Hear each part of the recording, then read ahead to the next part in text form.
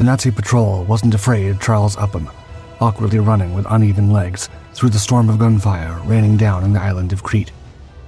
With a few shots, he fell to the ground. The men took their time as they approached with their weapons lowered. But as they closed the distance, something didn't add up. There was no blood darkening the dirt, no torn fabric, not a single sign of the bullets hitting him at all. Then, Upham's eyes snapped open. The Germans thought they'd shot down an easy target, but what they had really done was anger at the most dangerous sheep farmer New Zealand had ever borne. When Charles Upham showed up at the recruitment site for the 2nd New Zealand Expeditionary Force, officials couldn't help but give him a funny look. He came across as a quiet, polite, and far too proper man. More so, if they looked at his legs close enough, they could notice one was shorter than the other, possibly the result of a case of polio during his childhood that would undoubtedly be a liability on the battlefield. To put it mildly, this was not precisely the sort of soldier officials had in mind to deploy halfway across the world to hunt bloodthirsty Nazis. Still, Upham was determined to fight for the Allies, and no amount of side comments in the recruits line would discourage him from doing so. Recruiters looked at his papers with skepticism. However, officials couldn't deny there must be something special about Upham, because everyone who had ever met him kept saying the same thing. This short-legged shepherd was not to be underestimated. Headmasters at boarding schools Upham had attended in his youth declared, quote, "Though normally placid, now and then he showed he was capable of a deep, fierce temper if he were aroused. But you could rely on him implicitly. Once having given his word, nothing would budge him." His college professors even wrote letters to the commanding officers debating whether or not to admit Upham into their ranks, affirming, quote, "I commend Upham to your notice, as unless I'm greatly mistaken, he should be an outstanding soldier." They were not wrong.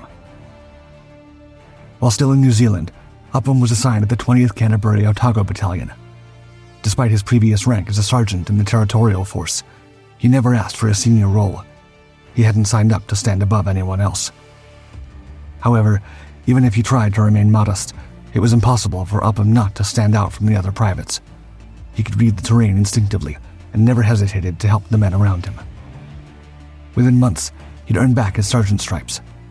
The ranks themselves didn't matter much to him, but with them, he could finally achieve what he had been craving, the chance to go to war. His first deployment would take him to the deserts of Egypt, where the New Zealander trained under the sun before heading out to face the Nazis advancing toward the Mediterranean. The terrain was a world away from the Kiwi hills Upham had memorized like the back of his hand. The ambitious soldier would have to spend months in it, learning to master the art of warfare under the scorching sun, guiding platoons across hundreds of yards of exposed terrain, where not even a single tree was present to serve as cover for incoming enemy bullets, and learning to survive for days in makeshift trenches with nothing more than his gun and determination. But the real test would not arrive until 1941. The situation for the Allies was not looking pretty in Greece, and if there was a man who could help halt the incoming Nazi wave from overwhelming the troops in the country, that was Upham. Greece would not be kind to the Allies, and after weeks of carnage, neither Upham nor the other thousands of men fighting tooth and nail against the Nazis pouring in from across the border were able to stop them. Upham and his men had no choice but to escape to the island of Crete, one of the last bastions still standing against the Wehrmacht. The situation could not seem to get worse, and yet for the Kiwi farmer and his platoon, it quickly did. Dozens of Luftwaffe aircraft hovered across the island. They were not here to drop payloads over the Allied refugees, but to unleash a storm of Nazi paratroopers across the terrain. There were thousands of them, parachutes filling the horizon as they descended near Allied positions with the weapons ready to clear the ground. The only way to even have a chance of standing up to the invasion was for the Allies to send their own aerial reinforcements. However, the airfield at the village of Malim had been seized. Now, if they hoped to land a single aircraft here, they would first have to rip the station from the men firing at them with no pause and no pity. Upham, now a second lieutenant, was chosen to lead his formation to reclaim the coveted airfield. It was nothing short of a one-way mission. The New Zealander had no more than a couple of dozen men, yet was ordered to push deep into enemy-controlled terrain with no artillery support, armed with only pistols and hand grenades to fight against an entire legion, ready to fire at the first sign of movement. But Upham was not intimidated. Shells flew at the second lieutenant and his formation for nearly 2 miles as they crawled toward the airfield. The Germans had the advantage in armament, Yet Upham knew how to work the terrain in his favor, using the ridges, hills, and dips across the field as cover. It didn't matter how many bullets the Nazis fired at them. Whenever they stopped to reload, Upham kept moving, creeping closer and closer until they were within pistol range. Upham and his men fought with the focus of men who knew exactly what they were doing, cutting through German positions like a sword, not giving them a second to breathe as hundreds of bullets and a few dozen grenades rained into their positions. By the time the fire finally ceased, there was nothing left of the Germans. However, there was no time to rest. Not far from his location, Upham could see a new group of Germans aiming their MG-34s from inside a house they'd fortified into a bunker. The Kiwi knew what to do. Before any of his men could stop him, he charged the position, slipping through incoming fire, pulling the pin as he ran, and hurling the grenade through the window from which the bullets were pouring. The explosion that followed left no doubt that no German in that house would ever fire around again. 2 enemy positions were already gone, yet Upham's counterattack was not over. Before the day was over, Upham was already weaving past Nazi bullets once more as he approached yet another machine gun nest solo. He'd already pushed his luck twice, but as he crept just close enough to the enemy position to launch yet another grenade at the Germans, it became clear there was something more than pure luck guiding Upham. This was a bulletproof farmer. As the grenade went off and the enemy position cleared, the path was clear for Upham and his men to move on to the next target. But by now, the mission had changed. Even if Upham could have dodged 1,000,000 Nazi shells, the Allies knew it still wouldn't be enough to hold off the invasion for much longer, and so the formation was called to retreat. Upham was not ready to give up the fight, but his men needed him. Some were gravely injured, and if the second lieutenant delayed the retreat, there would be no hope for them to make it out of Crete alive. Putting pistols and hand grenades aside, Upham grabbed one of the wounded men and told the rest to do the same, helping the formation evacuate back to Allied lines before the Germans could reach them. The result was pure chaos, with men stumbling over each other as they tried to outrun incoming German fire, communication breaking apart and leaving entire units in the dark. More than one man could have abandoned his position and run south, hoping to be among the first to be evacuated. But not Upham, and when he got word that an entire unit had been left behind, he turned back and without hesitation sprinted more than 600 yards across open ground with no cover, running straight into enemy fire to pull his comrades out of certain slaughter. For days, Upham kept this solo mission alive, slipping past German formations backed by armor, crawling through ground churned by tracks and shell fire, lifting wounded men onto his shoulder and carrying them out one at a time, while an enemy engineer growled somewhere nearby. His body was on the verge of collapse, his head spinning from lack of food, his body shivering even when running under the sun, and his stomach succumbing to violent diarrhea that threatened to dehydrate him and leave him passed out in the middle of the battlefield. He was growing slower, becoming an easier target. Finally, a bullet found his foot, but before the Nazis could get another shot, he was already up and running once again. Just as the second lieutenant tried to break free from the contested area, 2 German attackers spotted him, limping across the terrain, and closed the distance. There was no way of outrunning them, not in his condition, and although Upham was holding a rifle, he didn't trust he could make the shot until the Nazis were closer. But by then, it would be too late. The Germans opened fire, and Upham went down immediately, unable to return a single shot. As the Nazis approached the fallen body of the hero, they couldn't help but smile at each other. They had done it. They had taken down the Kiwi menace. It was only as they closed in on Upham that confidence drained away from their eyes and brows furrowed in confusion. There was no blood, no bullet holes to be seen on the farmer. One of the German men started to open his mouth, about to issue a warning, as he realized they had just walked into a trap. He wouldn't have the chance to utter a single word. Jumping back to his feet, Upham grabbed the rifle he had carefully set against a tree before dropping to the ground and firing point blank. The bullets were fast and precise, cracking through the silence and finding the Germans where they stood before they even had a chance to lift their weapons. It wasn't the sort of tactic he'd been taught during his military training, but he had been told to survive no matter what, and that's precisely what he had done. By the time Upham marched back to his Allied unit, he was probably one of the most battered and worn men in the entire campaign, at least among those who were still alive. Still, he wasn't ready to put down his weapons. The Nazis were still pouring across the land, surrounding Allied positions that had either failed to escape or were clinging to their posts in a desperate attempt to withstand the German storm. The only chance of survival now was for Upham and the remnants of his battalion to engage in one last stand. The mission would take place in Sfakia, in the southwestern part of Crete, where Allied Force headquarters was just hours from being overrun. The terrain was unforgiving, with steep hills, knife-like ridges, and rocky slopes that men would have to climb just to get a clean shot at the enemy. Luckily for them, they had the one man born to navigate such ground, fighting on their side. With barely any strength left in his body, Upham guided his men as he used to do with his sheep through the hills of New Zealand, telling each soldier where to stand and where to point their rifles at the enemy below. He reserved the hardest position for himself, climbing all the way to the top of the ridge with only 2 men flanking him. From there, he gave one of the last orders of the Greek campaign: open fire and spare not a single Nazi. Although the Germans were superior in numbers and equipment, they couldn't return fire effectively. The terrain was a maze to them, and every attempt to outflank the Allied defenders only sent them stumbling in circles as dozens of their own fell like flies.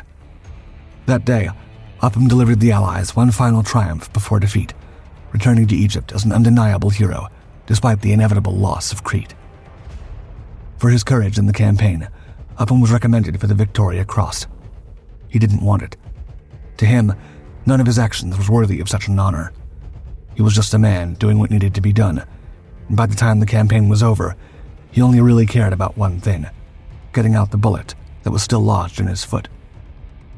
Back in Africa, Upham was ready to jump back into the front line and avenge the thousands of Allied soldiers claimed by the Nazis as the ruthless German Afrika Korps ran entire positions into the ground as they drove across the desert. However, his commanders would not allow him to rejoin the battle so soon. He'd proven himself too valuable to the unit. But this Kiwi farmer hadn't come this far just to be put on the bench and watch more Allied campaigns crumble around him. As the Nazis began to draw dangerously near their position at Minkar Kaim, near the border between Egypt and Libya, he demanded to be put back in the field. This time, commanders did not have the luxury of telling him no. Upham already knew what he had to do: get his few but battle-hardened men in formation, put himself at the front of the pack, and hit the much stronger Nazi units with everything he had. However, as soon as the battalion first made contact with the German lines rising out at the horizon, they couldn't hide their fear. This was not the enemy the New Zealanders had faced in Greece. The Afrika Korps was hardened veterans, and while it was said that the group was not as brutal with their prisoners as some of the other Nazis in Hitler's empire, that didn't make them any less terrifying for the Allies. There were men who were known for braving through minefields, pushing through enemy fire without breaking a sweat, and executing elegant encirclement tactics that cut the entire division before they had a chance to stage a counterattack.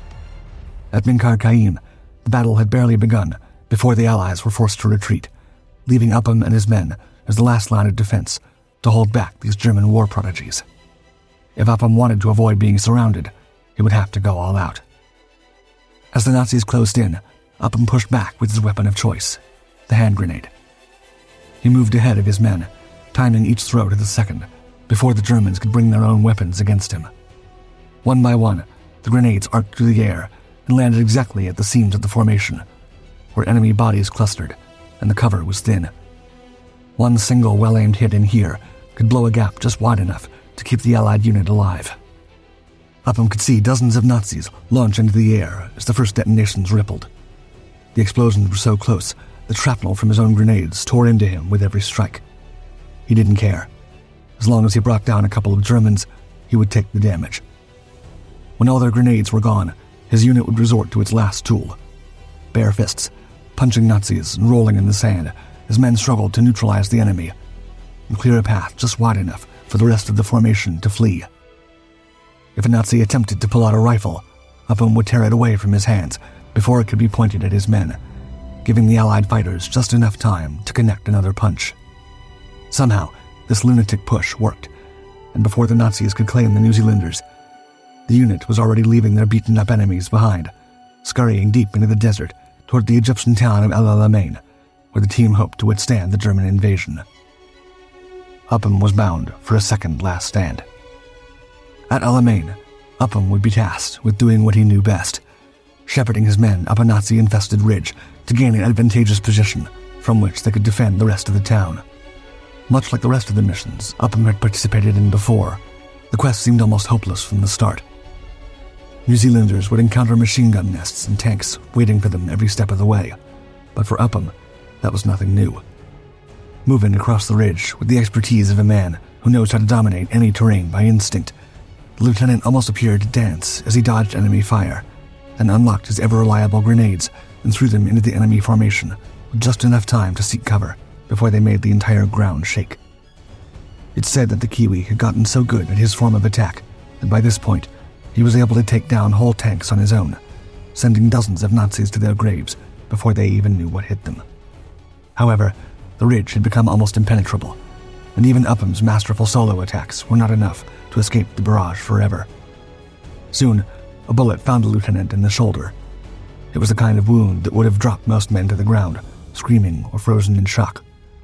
Upham could barely move his arm, yet he shook off the dust, hauled himself upright, and hurled another grenade with his one good arm. He would not stop until the blood loss became so severe that he could not keep walking. As he collapsed, his men rushed to tend his wounds.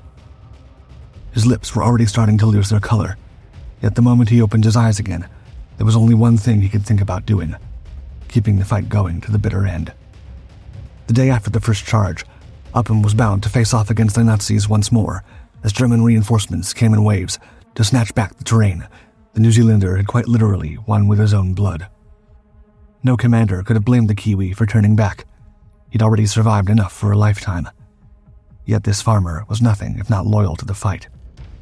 With his arm still shattered and barely able to move, Upham guided his men to the front line once again as herds of Nazis poured in from every direction, threatening to swallow them whole. It was a massacre. New Zealanders fell by the dozens, as the Nazis overwhelmed their defenses with a brutality not even Upham could counter. But before the lieutenant could turn back, an enemy shell landed just close enough for a piece of shrapnel to strike him squarely in the leg. Now, with one arm shattered and one leg useless, Upham was completely immobilized. He'd come all this way on his own, but now, if he was going to be saved, it would only be by his men. He heard boots rushing toward him. For a brief moment, relief flickered across his face, but the moment he looked up, it was immediately gone. This wasn't the last of his battalion coming to save him. It was a pack of Germans ready to capture the man they'd been trying to bring down for so long. Luckily for Upham, the Afrika Korps' reputation for showing mercy to their prisoners became his saving grace. Rather than ending his life on the spot, as some German fighters might have done, he was sent to an Italian hospital. The doctor was far from optimistic about his condition, immediately recommending that his shattered arm be amputated. But the farmer refused to let any doctor come near him with a knife. Even if it was broken and mangled, he was not ready to say goodbye to his arm just yet. After all, he would still need it to escape captivity. While being taken to a prisoner camp, Upham kept a watchful eye on the land around him. No sign of friendly lines, no stretch of ground he could vanish into, but the moment the truck he was being transported in slowed down, he set his plan in motion. Upham hurled himself out of the car. His ankle snapped the instant he hit the ground, yet he barely flinched. Through the rearview mirrors, the Nazis watched in disbelief as Upham sprinted hundreds of yards on broken bones before they finally tackled him, dragging him back into the vehicle as he kicked and twisted, trying to break free again. The Nazis hoped that once he reached the prison camp, he'd accept his fate. But the moment the guards turned their backs, Upham was gone again, running full tilt, hurling himself over barbed wire fences in broad daylight. A single bullet could have ended the chase at any moment. The only reason the Germans didn't shoot was that every one of his escapes was hopeless from the start. Either by poor luck or hasty planning, he would unknowingly end up sprinting straight toward another guard line or get tangled in wire before he could reach cover. To the Nazis, it looked less like a serious breakout attempt and more like a madman burning himself out. They believed that all they needed to do was wait until he tired himself out. They were wrong. No matter how many times he failed, Upham never lost his will to try again, nor did he ever apologize to the exhausted Nazi guards trying to contain him. When they caught him, he would simply grin, pull out a cigarette, and take a slow drag, certain he'd make another attempt soon enough. The Nazis were so disturbed by Upham's fearlessness that they even took photos of him to prove to their superiors they weren't exaggerating when they said this New Zealander was borderline deranged. There was only one place in Nazi Germany capable of holding a man like this: Colditz Castle, the high-security fortress prison near Leipzig, run by a large garrison of Wehrmacht soldiers and reserved for the Reich's most dangerous prisoners. By now, the Kiwi had become so infamous among the Germans that they were terrified he tried to escape en route.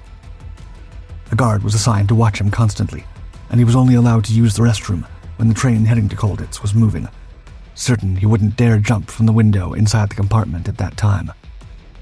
They were wrong. The second Upham was out of sight and inside the cubicle, he squeezed his body through the narrow window and leapt without hesitation. The impact was so brutal that he lost consciousness for a moment.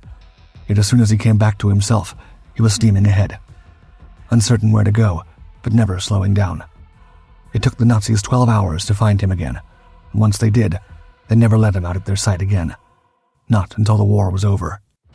When Germany finally collapsed, Upham was not among the prisoners eager to go home, but among the battle fanatics who couldn't wait to rush into the fight once more. He even volunteered to join the American war effort as it continued hunting down the last remnants of the Axis. Although he wasn't allowed to do so, some claim that after Colditz Castle was liberated, he stormed and seized German armories, armed himself with submachine guns, and ventured out into the wilderness, ready to keep fighting any Nazis unwilling to surrender. By the end of World War II, Charles Upham would be awarded 2 Victoria Crosses, one for his role during the Battle of Crete, and the other for his heroism in the Allied campaign in North Africa. This made Upham the only soldier in history to receive the honor twice. King George VI even asked his commander, Major General Howard Kippenberger, whether he truly believed Upham deserved such a distinction, to which Kippenberger replied, quote, "I was his brigadier in North Africa, sir. He did so many brave things. In my respectful opinion, Captain Upham won the VC several times over." But Upham never cared about titles or medals. He believed he didn't deserve them, and when he returned home, there was only one thing he wanted: to get a loan, buy a piece of land, and work it with his own hands. He was, after all, still a farmer at heart.